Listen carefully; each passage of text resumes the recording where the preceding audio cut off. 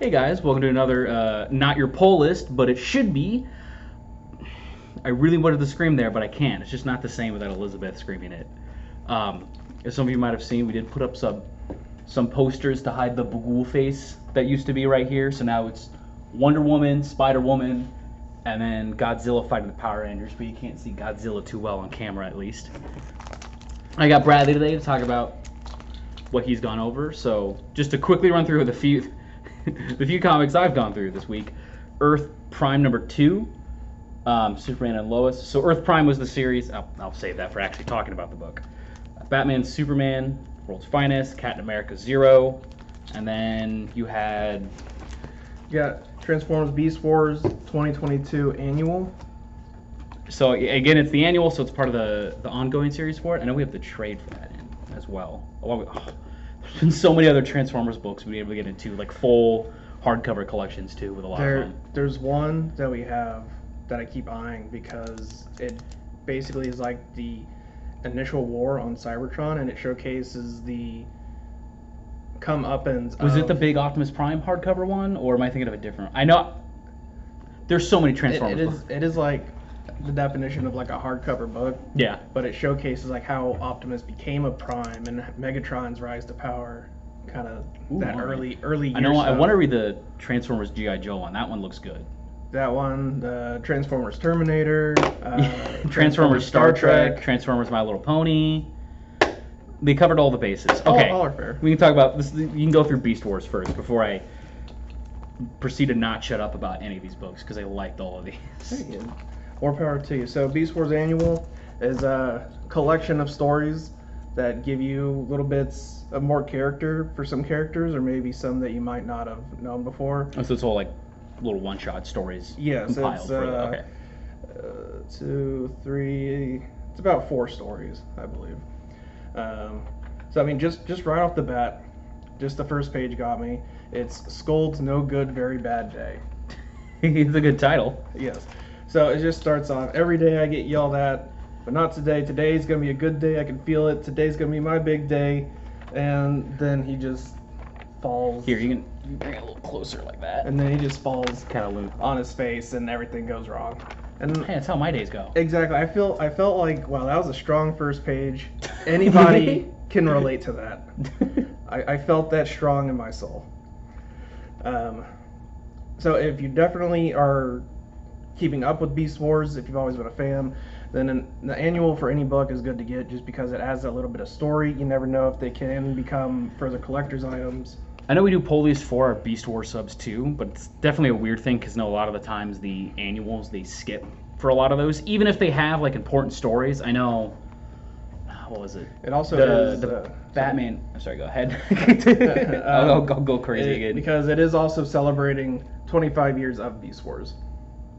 So that is a landmark number.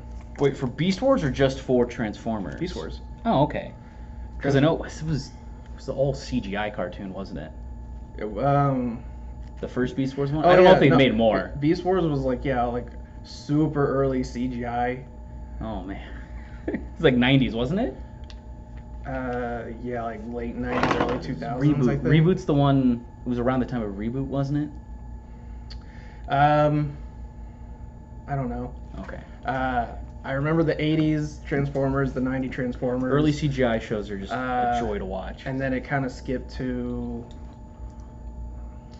whichever one was like the focus with like the kid, and like his main one was the motorcycle character, like RC. For Transformers? Yeah. I'm sorry, you said focus on a single kid. My mind jumped to Cubics.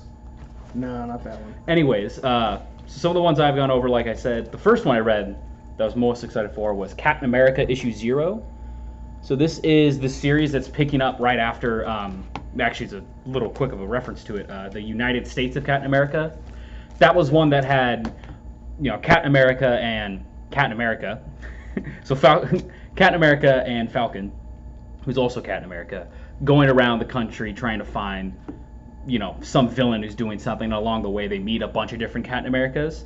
But this one is just a typical day of, oh, look, somebody... I want to mention this first, actually, before I get to the plot. Mm-hmm. I absolutely love the art in this book. Oh, yes. So it starts out by, most of it's all Alex Ross covers anyways, who's amazing. If you haven't, you should try to read anything from Alex Ross you can. Everything Alex Ross art. He's done, there's Kingdom Come for DC, which is a really good like future Justice League book.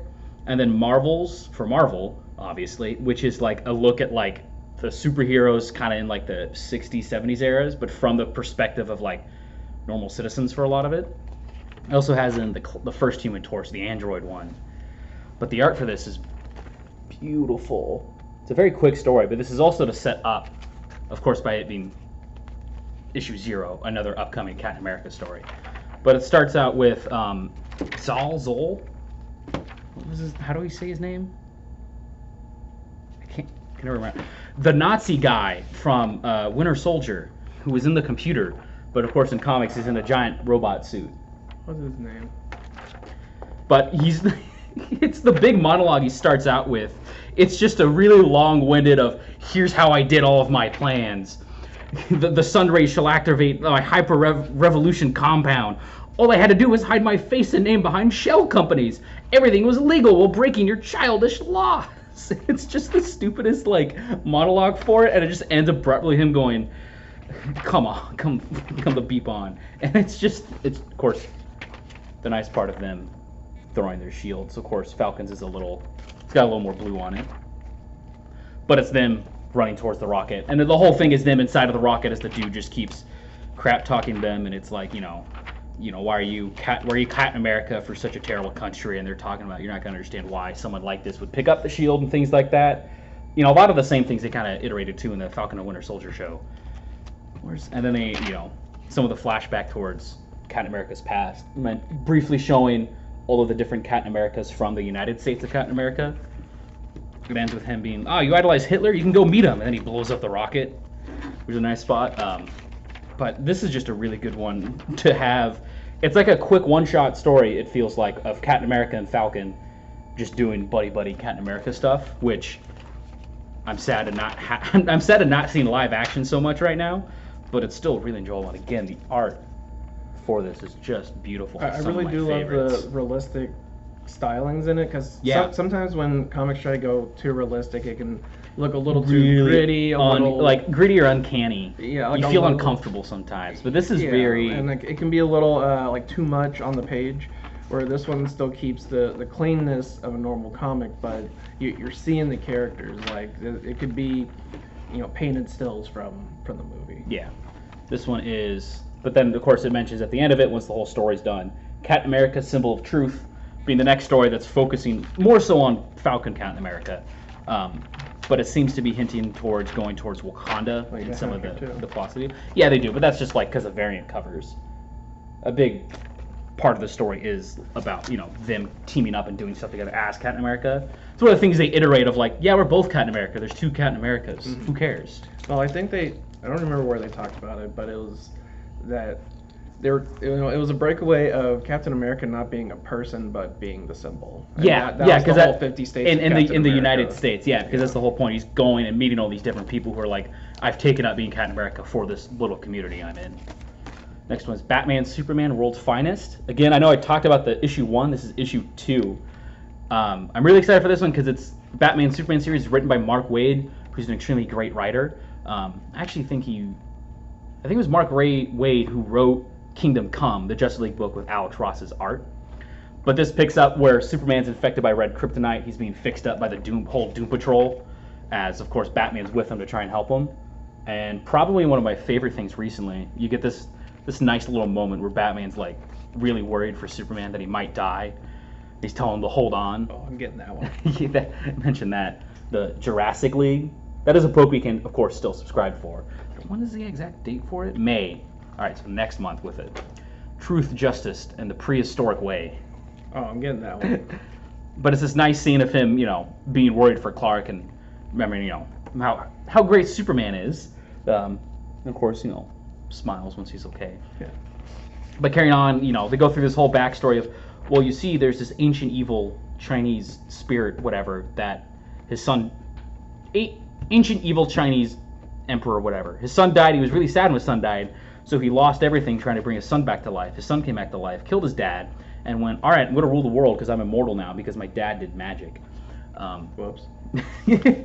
So they're trying to figure out what to do, but then it turns out he's been dormant because he was sealed away, but now he's coming up, and he is sabotaging all the heroes by having different people attack them to distract them all at once.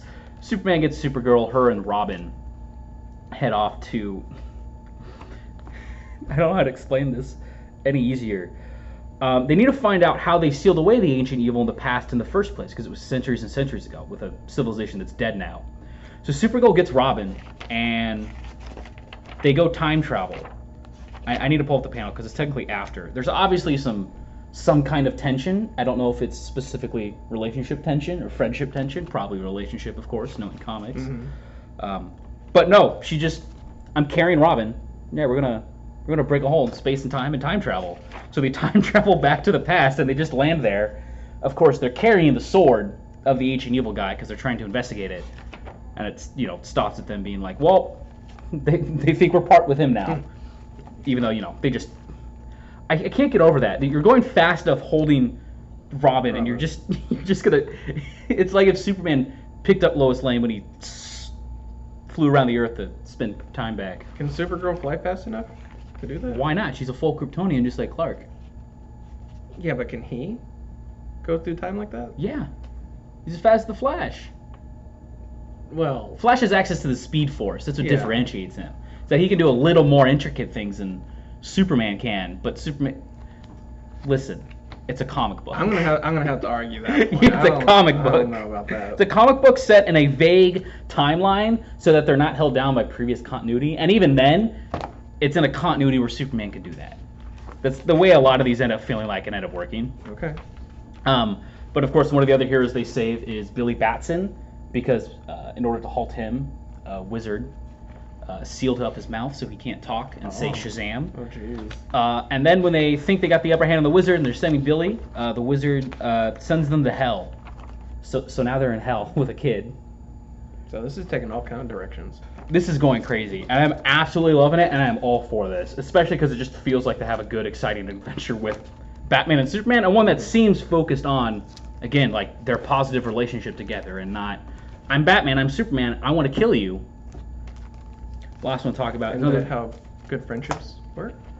No. No. How many friends do you have? How many have you killed? I don't have to talk about that. You're not legally obligated to. The last thing to talk about, I'll go over very briefly, is the Earth Prime issue 2. It says Superman and Lois again for the CW and HBO Max show. Mm-hmm. So this is a whole series. It's Earth Prime, the series, but it's going over. Each issue is on a different show from the CW verse, essentially. This one's Superman and Lois. The first one was Batwoman, but this one is kind of just a nice. It's a few different stories about two, although there's like kind of a split point in the second one. The first one is just them talking about their anniversary and how they were having their first anniversary dinner, and it's saying don't be late, and then Superman has to go fight robots in Japan, and then they make plans for the next day, and they say don't be late, and then Lois Lane has to fix a printing press that seems sabotaged for some reason. Then they make plans again, and this says don't be late, and then Superman has to fight Nuclear Man. Briefly only for a page, but I still love seeing Nuclear Man again. It's beautiful. Yeah. Oh, look, there it is again. Truth, just, in the prehistoric way. I'm telling you, it's going to be a big hit. They make plans again, and then Lois finds out more things about the person who sabotaged her printing press. And then they make plans again, and then Superman gets kidnapped by Lobo into space. And then we find out that Lobo really, probably not much of a surprise, really idolizes Jacksonville, Florida. He takes them into space to Bebo's favorite shrimp shack, and it crosses out Jacksonville, Florida, I guess because he stole it from Jacksonville, Florida. That's fair. And then he says, edge of the solar system, Earth is pretty terrible, but the place you call Florida, not so bad. And then Superman gets back to Earth, and then they're both late. And then it just cuts to Superman deciding, all right, you know what? Instead of having to have a Hawaiian dinner in Metropolis, we'll just fly you to Hawaii, and we'll go have our anniversary dinner there. It seems like it would have caused, saved a lot of headache just doing that in the first place. Yeah, well, they got to think. The next part, I believe, is meant to go over more of... So I have not seen the Superman and Lois TV show. I really want to because it sounds really good. but I believe there's a Dark Superman arc they're doing, and I believe this is explaining a mixed origin for both Dark Superman and normal Superman. Normal Superman, it goes over first with his dad, teaching him lessons and whatnot. What I've already mentioned to Bradley is, I don't know how many of you are familiar with the infamous scene in Zack Snyder's Man of Steel, when his dad's having a talk with Clark about, you should not have tried to save those kids from the bus that was about to drown underwater. And then Clark says, what should I have done? Just let them die? And then his dad goes, maybe, which kind of, sets some people off. So you get a scene when Clark almost reveals himself by saving a kid from getting hit by a truck. And he goes, I'm sorry, Dad, I know that was... And his dad stops and he goes, what were you supposed to do? Just let him get hit? Which I very much appreciate, because I think it's kind of a stupid thing to... Whatever. We can get into that later. Never. It's too big of a conversation. But it ends with Clark just kind of having a nice reminiscing about his dad. Both, his dad's favorite movies growing up. He'd always read the newspaper. And he is very proud to have his first solo byline in the Daily Planet. And he stops and leaves it by his dad's tombstone. The last part, and then the next part we get seems to change into the difference in backstory for Dark Superman. His dad's explaining a controlled burn for the farm where they burn it all to kill the dead crops so they don't have to worry about pulling it up, and that leaves space for the new ones. It goes into there was a car crash that killed his parents rather than having one of them still be alive. Taken to a foster home, kills an abuser, but of course he's called a monster, runs away, put into prison, finds his old ship anyways. Essentially a lot of normal Superman stuff, but he was, experimented on for a lot. Mm-hmm. And then he's still brought up and becomes Superman, but of course it's a whole black suit Superman, and it's implied he's a lot, more aggressive, darker, and things like that because, he's had not a good childhood in comparison to the other one. And then he just decides, you know what? I'm going to control burn this whole planet. I'm going to kill a few bad people, and a lot of them. And it seems to just end at a hint of somebody else wanting to take and use Dark Superman for his own purposes, which is, of course, something that's going to play into the CW show. I know I want to mention this. There was the Flash. Heck, this is here too. The Flash prequel comic for the movie. The man trying to get arrested the fastest. He's been arrested 2 times now in Hawaii. Anyways, this got delayed, I think, until later this year. It was supposed to come out earlier, but it's delayed now until closer to the movie, which I know is supposed to come out in the summer, if it ever comes out. I don't know. But that's the last part for this one. I think that wraps up. They had the CW Flash that everybody liked. I don't know why they never. Well, yeah, it's in the last part of it. Well, it was because unfortunately they kept them separate for too long. Grant Gustin. And while I don't like the Flash TV show, I do like him as Flash. Mm-hmm. Half the time, whenever their shows are bad, it's never really the actor's fault. No, it's CW's fault. Yeah, trust me, I watched all of Supernatural growing up. I know what happens with CW shows. They could have just used the same character and then did wibbly wobbly, timey-wimey. Yeah, they did have the clip that had Ezra Miller Flash meet Grant Gustin Flash in the show. Anyways, so you had Beast Wars, went over the Captain America issue 0, Superman and Lois, and Batman Superman. So I think that would wrap it up for this one then. So thank you guys.